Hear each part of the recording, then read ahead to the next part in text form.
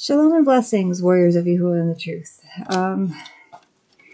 I am doing okay today. I hope everyone else is doing okay today. I did some of my essay yesterday. I'm like 200 words in, but I don't know how many paraphrases per body paragraph I need or how many direct quotes or whatever. They usually want you to use a minimum of direct quotes, but they're asking for direct quotes. And I hate using direct quotes, but I have to. But I have to write 750 to 1,000 words, and it's just it's stressful because I have a lot of appointments today, and this is due by midnight tonight. So I usually make a video or two to like calm my nerves so that I can work on my homework. But we are going to continue on with lesson 8 from the return of Yahusha. The beginning is near. And things have been a lot more peaceful since we got a tool to use to calm Roscoe down. If he's doing something bad, I just have to push a button and he stops doing whatever he's doing. So praise Yahuwah for that. And it came early. So it's amazing. Okay, so we are on the role of the sun, like the sun in the sky. Bella, don't eat paper. Sorry, guys. Okay, so the role of the sun. Satan invented sun worship and everything pagan. In the northern hemisphere, where all people lived at first after the Noachic flood, the sun rises on the eastern horizon as its most northern point at the summer solstice. Solstice means sun stop. At the winter solstice, it is at its lowest point south. Let me see here. Sorry, guys. And was believed to be dying. The sun was believed to be dying at the winter solstice because it was at the low point. For roughly 4,000 years, people have celebrated the rebirth of the sun at the winter solstice. The principal object of worship in the ancient world was the sun, among those who were ignorant of the true Creator. Behind all pagan deity worship stands Satan himself. He accepts honor in whatever name we wish to call him.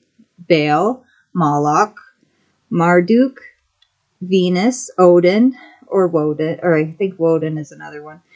Krishna, Aphrodite, Ishtar, Zeus, Amon-Ra, Mithras, Ahura Mazda, Dagon, male or female, because it matters not. Like, he's not male or female. He's either or.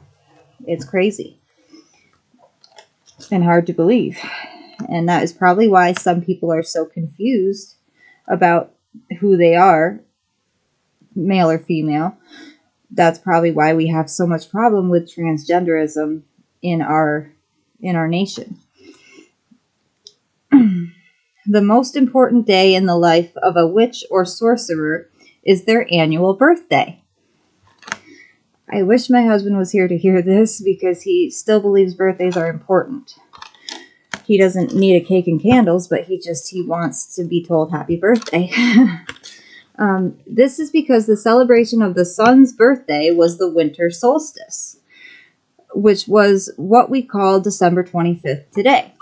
And sorry to cut in again, but my husband, his birthday is December 24th, but he was upset that I didn't say the words happy birthday. I said something along the lines of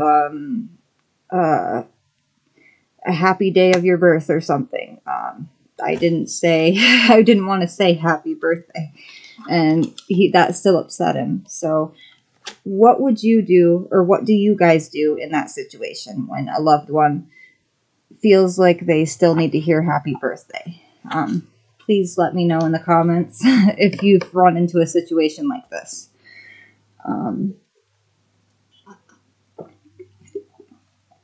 Okay. Originally, common people, or laity, did not observe their personal birthday. The earliest birthday observances were reserved for the pagan deities. All of these are Satan. Later, kings observed their birthdays, as we see Pharaoh doing in the book of Genesis. Much later, common people began to practice, but only among pagans, since that is the origin of birthday celebrations. Consult the book of Job, and you'll see how each of his children had a party in their house on their day, meaning their birthday. Sorry, Balbina. For roughly 4,000 years, the winter solstice has been, by proxy, the day of Satan's birthday celebration, because he is the designer of the original astrological religious pattern and deceived mankind to cause them to worship the sun. Deuteronomy 12, 30, and 31 clearly forbids the worship of Yahuwah after pagan ways, methods, or patterns. Many believe All Hallows Even, Halloween, is the birthday of Satan, but it wears no disguise as Christmas does. The deceiver uses insidious trickery to overcome us by means of traditions he's sewn into our cultures. Revisionism literally means looking back with changes. As a master of ceremonies, Satan disguised his religious deception by what scholars call revisionism over time. Here is what the dictionary says about revisionism: a policy of modification or change, especially of a political or religious doctrine. Doctrine is Latin for teaching. Doctor means teacher. History shows that the Roman state religion was one of sun worship, Mithraism at first. Then Constantine enforced a blended form of Christianity and Mithraism on the empire. He outlawed the true Shabbat, or the true Sabbath, and enforced Sunday worship under penalty of death. So that is how all of these misconstrued human traditions of man were put into play.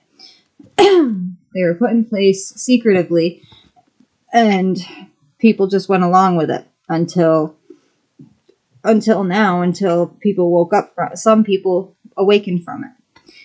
And it's hard to awaken from some of this stuff because we've been raised to celebrate these things. He established Catholicism, Latin meaning universalism, by setting the dates by observing the weekly Sabbath as Sunday, and Easter for the empire. Easter was already one of several vital pagan observances, originally Ishtar, commemorating the impregnation of the Earth Mother 9 months prior to the winter solstice. Who designed sun worship? The father of lies. Are any lies told around Christmas time? Yeah, quite a few. I will bring up some of the lies told around Christmas. People lie to their children and say there's a Santa Claus that goes down your chimney.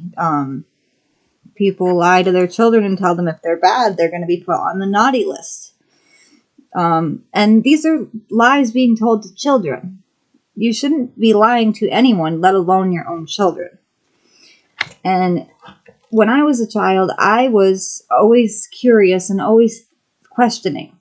I was always asking my grandma, why? Like, is there really a Santa Claus? Like, I didn't really believe it in my heart.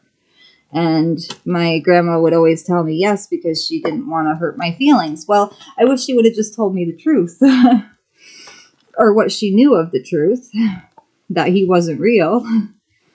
In the year 525, Dionysius Exiguus came to Rome from Scythia. Or Scythia? I think it's Scythia. He was a monk of some sort, which all pagan religions seem to have, but such a term is not found in Scripture as playing a role in true worship. Coming upon the time of the winter solstice festival celebrating the birthday of the sun, he witnessed all Rome in revelry. Wreaths of greenery were hung on the doors of homes as emblems of the sun. Every good sun worshipper had a round wreath on the door of their home. Everyone exchanged gifts and drunken parties. Partying was everywhere. The color red was also symbolic for the sun, bringing to mind heat. In ancient Babylon, gifts were placed on trees of the grove as offerings to Tammuz or Nimrod on the winter solstice. Nimrod was associated with greenery and was worshipped as the sun idol after he was slain. The Christmas trees represented Nimrod to the ancient sun worshippers. Jeremiah 10:2 through 5, and sunrise worship services involved branches were even found in Ezekiel 8:17, where the priests turned toward the sun with their backs to Yahuwah's temple. The wreaths were emblems of Nimrod and suggested the round solar shape. Learning that these practices in Rome were in honor of this ancient sun idol, Dionysius Exiguus was shocked and dismayed. Reasoning that it was to be impossible to stand in the way of the frenzied fervor, he sought to revise the meaning for it by claiming it to be the celebration of the birth of the Messiah, not the pagan sun idol, Mithras or Satan, thus justifying it by adopting this satanic ceremony into Christianity, violating Deuteronomy 12:30 and 30:31. He invented the concept of BC and AD. The apologists call it inculturation, when we steal a page out of Satan's book and take it as our own. When we peel back the mask or layers which conceal these truths, most people don't want to look at the pure truth straight in the eye. They are disturbed by the attack and only want to go back to their slumber of deception. So they often accuse the messenger as being from a cult or hateful, critical, and judgmental. Hold on a second. Sorry, guys. When we exchange darkness for light, we can expect eventual woe. The wiles of the devil are directed at the children because he knows that if you train up a child in the way he should go, he will not depart from it when he is old. Oh, but it's only for the children, they will tell you. The devices, schemes, snares, and wiles of Diablos have most people of the earth obeying him. Do you not know that to whom you present yourselves servants for obedience, you are servant of the one whom you obey, whether of sin to death or of obedience to righteousness? Romans 6:16. Revising, camouflaging, masking, concealing. This is the process our enemy employs to deceive us. Let me see here. Can we overcome the deceit? Or will we drift along with the broad road to destruction, when we should be walking the narrow way? Awaken, you are dreaming a Babylonian nightmare. There is no mask to peel away from what is true and right. There is no pagan underpinning to the truth. It is clean and pure from its origins. I apologize, guys.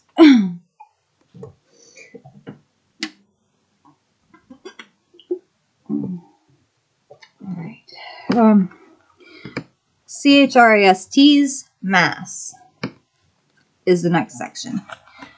Christmas is a Catholic term, part Greek, part Latin. Mixing again. We are not permitted to mix paganism with our faith.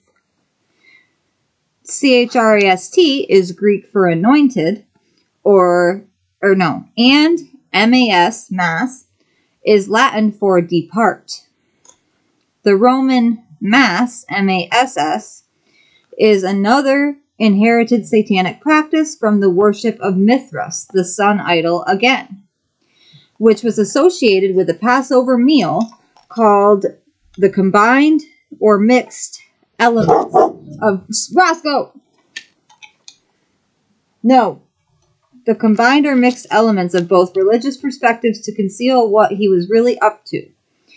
Revisionism, modifying religious teachings to fit into a new scheme, is Satan's best method to deceive mankind.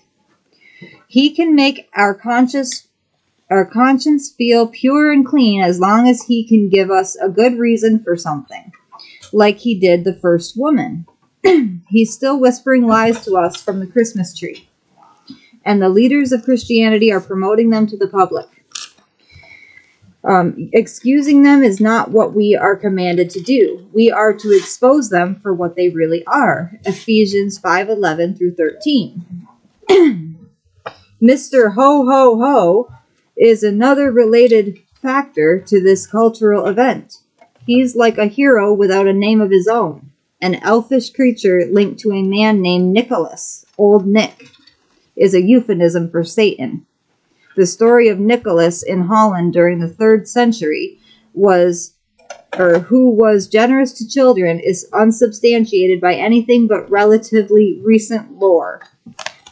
Fairy tales, pretty much. But Christian he could not have been. Christianity made no inroads into the Norse areas until Patrick during the 8th century. The name Santa Claus came from the name Saint Nicholas, as it was pronounced by the Dutch and taken down as Saint Nicholas by English people attempting to spell this name. The color red was brought into Santa's costume by the Coca-Cola Company's marketing department in the 1930s, but it is coincidentally the seasonal color inherited from the sun-worshipping pagans. He flies horned beasts by sorcery through the air at night and enters homes by means of the fireplace, by means of the altar in people's homes. The ancient pagans' most sacred spot in their home. Who might Santa really be? Satan and Santa employ the same letters and are in almost perfect order right before our eyes. And all we have to do is move the N. It's an anagram. He's horning into the celebration, but what does he have to do with this time of year, even from the pagan's perspective? Identifying Yes, I'm getting ready. Okay, who he is and whose birthday December 25th really is should link up to some conclusions in your mind. He is Nimrod, Baal, Moloch, Zeus, Venus, etc. And these are all really one deceiving being, Satan. All in one. That's him. Christmas? Yes, it's a birthday observance. Roscoe, get out.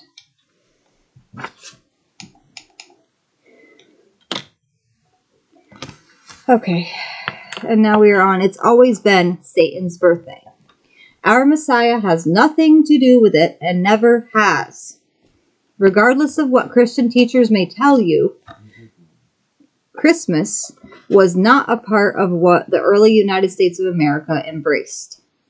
The first 13 American colonies all had laws against this satanic observance, and their faith in the Messiah was the basis for it.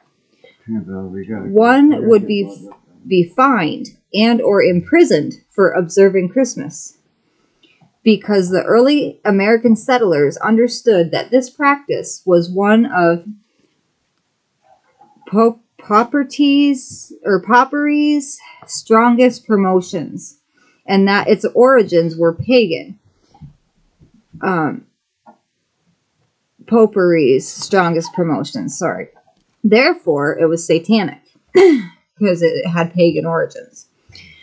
Popery is tyrannical Nimrodism, and this can be proven to anyone from the book by Alexander Hyslop, The Two Babylons. Remember the account of George Washington crossing the Delaware? This was the day of the first successful battle in favor of the colonies against the Anglican or Catholic British.